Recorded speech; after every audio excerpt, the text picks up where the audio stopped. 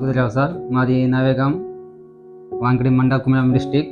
మా తమ్ముడు బంబర్ల 9th class చదువుతాండు. అయితే మొన్న ఏమన్నా పొలాసలు ఒక ఇంటికి వచ్చినాక మొన్నట్లాగా అయితే మాకు మంచాలు ఉన్నాయి, కానీ తమ్ముడు పొడుగు అయితేనే కింద పడుకున్నాడు. అయితే పొద్దున్న 6ంటికి చెవి మీదకి వెళ్ళింది అని చెప్పిండు అంతే. కానీ మేము నమ్మలే, ఖర్చిందేమని చూసినాం. అయితే మా కొడుకు కనపడలే, కాటేది తోక తగిలి విషయం ఎక్కిందేమని అట్లనే నేను స్కూల్కి వచ్చిన.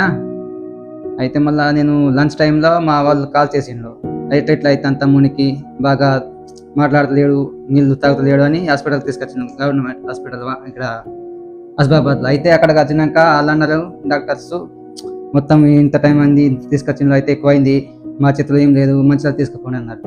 అయితే ఇక్కడ మంచిగా తీసుకొచ్చినాం గవర్నమెంట్ హాస్పిటల్లో.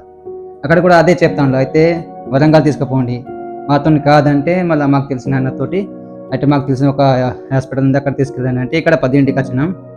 అయితే సార్లు కూడా చూసిండ్రు, మొత్తం వాపు వచ్చి ఉండే.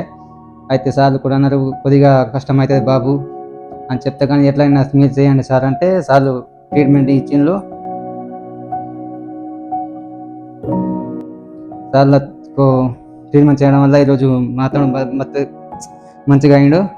ఇప్పుడు మాకు చాలా సంతోషంగా ఉంది. నేనైతే మా తమ్ముడు నాకు దక్కడని అనుకున్నా, కానీ ఈరోజు సార్ల మంచి హృదయంతో మా తమ్ముడిని మంచి వాళ్ళ యొక్క ట్రీట్మెంట్తో మా తమ్ముడిని బతికించారు.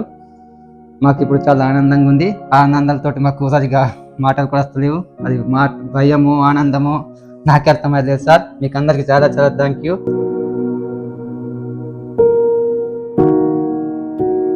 మీకు ఎప్పటికీ రుణపడి ఉంటాం సార్.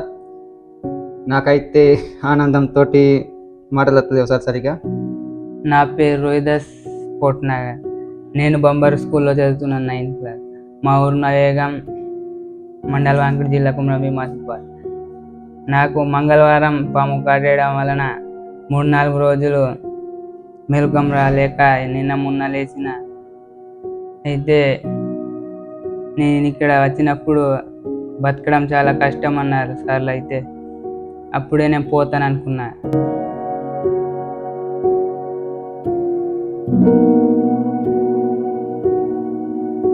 అది జరగలేక నేను ఇట్లా విన్నానందుకు చాలా సంతోషంగా ఉన్నాను. సార్ వాళ్ళకు కూడా చాలా ధన్యవాదాలతో పేరు పేరున